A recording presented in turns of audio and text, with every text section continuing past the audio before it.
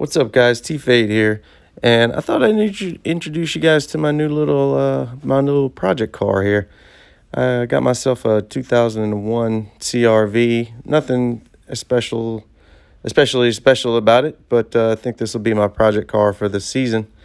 Anyway, the driver's door was all jacked up, so you see here we went to the junkyard, found one that I thought was the same color, but not really the same color, and decided to pull the door off of it.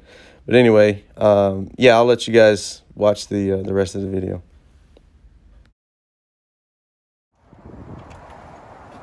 Old door, all jacked up. New door, I think that's the same color. We'll have to see.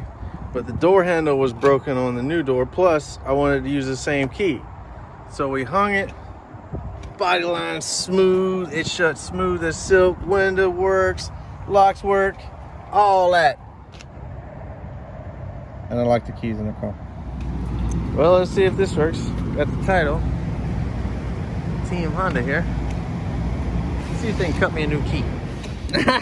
Suck it, Papa Lock. Moment of truth.